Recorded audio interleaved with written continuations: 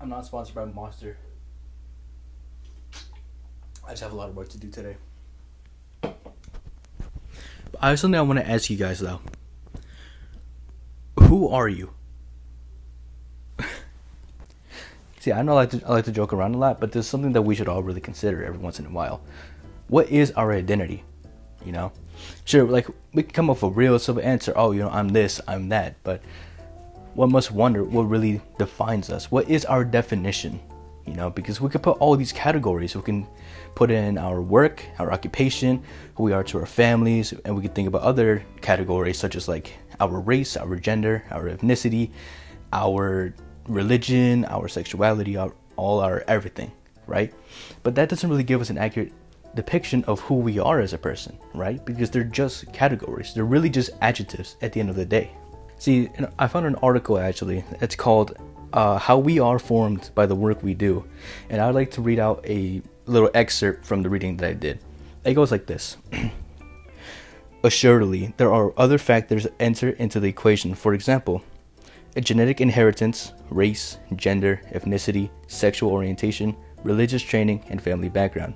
But even with all of these, work remains an irreducible given, the most common experience of adult life. The lessons we learn at work help formulate who we become and what we value as individuals and a species. Now, I'm not about to get into the philosophy of identity and stuff. I'm actually here to talk about the work aspect, a little bit about the work. You'll see how this connects to Dragon Ball real soon.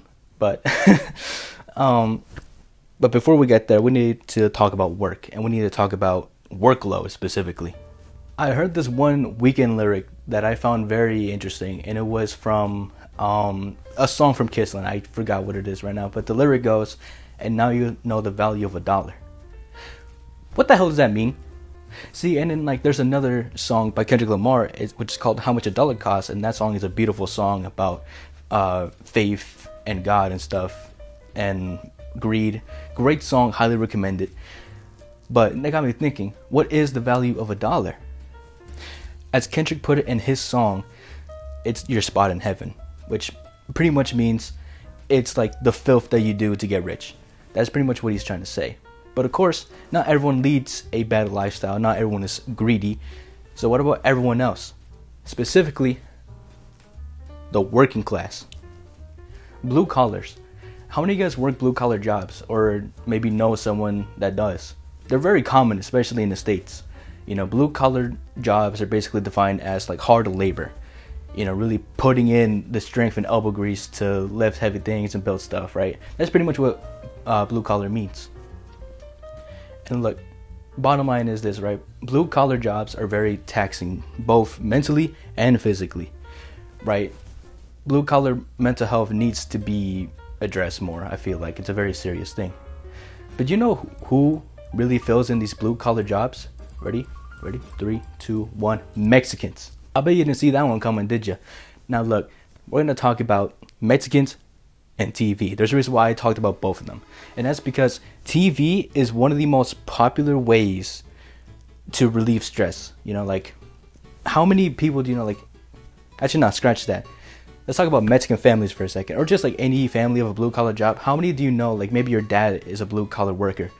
He comes home after a long day of work, he goes in the recliner on a couch or a chair or something, and he just kicks back and watches TV. I'm sure a lot of people relate or recognize that, See, me, I live I don't live in Phoenix, sorry. I live in Arizona, right? Go out to a random construction site, you're going to hear Mexican music, you're going to see Mexicans building, you're going to see Mexicans planning. Mexicans fill these blue collar jobs, right? And do you know what these Mexicans love most? Dragon Ball.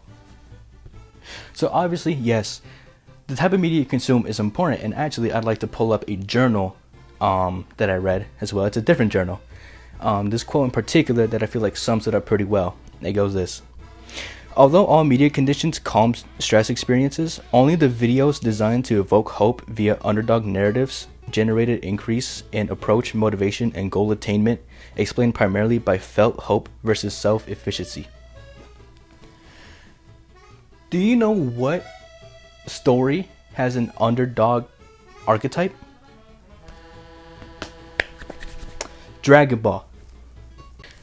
So now that I planted all these seeds, we can finally get to the meat and potatoes. This is the topic that everyone has been waiting for. Why do Mexicans love Dragon Ball so much? I finally got here. Let's talk about it. Let's put it like this simply, all right? Mexicans work blue-collar jobs, especially down in Mexico, and their living conditions are way worse than how we have it here in the States. You know, we should be considering ourselves blessed, right? They struggle day to day. They break our back. Not our backs. They break their backs, just trying to provide for their family. You know, there's a lot of stress and drama going around in the country, so they need an escape. But the question is begged: why Dragon Ball? Mexicans can't really afford quality television, and in fact, in the 90s, not many of them could afford TV, so they would just go to wherever they had a TV, right? Maybe like a restaurant or like a barber shop or whatever. Who knows, right? Point is this: they had TV, yes, but they didn't have a lot of good channels going on. But there was this one channel in particular that streamed content from Japan that had a Spanish dub. One of these shows that was aired was Dragon Ball. See, Dragon Ball had an actually really good Spanish dub, surprisingly, right? Most people dog on anime for having terrible English dubs, but surprisingly, the Dragon Ball dub was pretty tolerable in Spanish. When Mexicans needed it most, they were given a story of perseverance through adversity. They were given this message of hope and a symbol of hope. This symbol of hope was Goku. You all know him. Everyone knows Goku. Everyone loves Goku. Goku was in the freaking Macy's parade this Thanksgiving. You know, he's awesome and he's everywhere. Goku became this symbol of hope for Mexicans, right? So that's why people, especially back then, would rush home to catch the latest episode of Dragon Ball. And they've been watching it since it came out. You know, I remember one time I went to Mexico and I saw my grandma. You know, my grandma, she was like, 70 years oldish, like 70, 80 years oldish. You know, God bless her. So I walked into her room. I saw her watching Dragon Ball. I was so confused. I was like 10 years old. But that just goes to show just how far this message stretches. Another thing that really made it tick with Mexicans is this whole thing about family. You know, Dragon Ball has really strong family values. You know, Mexicans really do value family. You know, we even got holidays such as like Dia de los Muertos, which celebrates our past deceased relatives. You know, it's a really powerful message that really just clicks with us.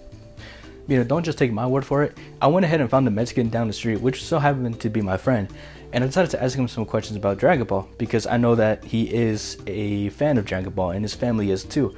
So I'd like to just cut to it and just show you the real world effect of Dragon Ball. Thank you. All right. So I'm gonna be honest, Dragon Ball was a big part of my life. Like, my main influence of Dragon Ball was when I was young, PlayStation 2, I used to own all the Dragon Ball games. That was the stuff right there. Like, it was amazing. Not only that, I just relate to that family type feeling, you know. Goku, Chi-Chi, all the kids, you know. I like that family. That's Mexican right there. Puro raza, la be. That was a cuss word, my bad. But you already know, it's amazing. My dad, he got a piece of him and all of us little Super Saiyans that signifies each one of us has a Dragon Ball, signifying each of his dreams, wishes that he's accomplished throughout the years. Then above, he has Shenron, which signifies you got to believe in a God in life to get through. And yeah, preach, brother. Yeah. Fire. Thank you, Hiram. Now, I'd like to talk about one last journal entry that I found on the internet from Google Scholar. Now, this is actually relating to environment and consumption. As this quote goes, human social environments encompass the immediate physical surroundings, social relationships, and cultural milieus within which defined groups of people function and interact. You can tell it's legit because they use big boy words such as milius. So this quote would explain why Dragon Ball is so resonant with Mexicans, you know, because when you put something like this, something as empowering and as something as motivational as this, then yeah, you are going to develop this motivational, self-empowering mindset as a result of your environment. You are what you feed your brain. So make sure what you feed it is power foods, such as this. Hi gang, it's me from the future. As you can see, I'm almost done editing. I just forgot to mention one thing, right? While we're on the topic of uh about just your social environment, I forgot to mention this whole thing about place. Place is essentially where you feel you belong, right? Of course. So how does Dragon Ball help with this? Dragon Ball simply gives you this community. It helps you find a community that you really resonate with and can relate to. You know, if you really relate to Goku, then you can find someone else who likes Goku and you can see how much you relate to each other. And that's how you can build a community. That's all I had to say. I'll see y'all later. Before I wrap this up, I'd like to give a quick moment of silence to Akira Toriyama, who passed away this year.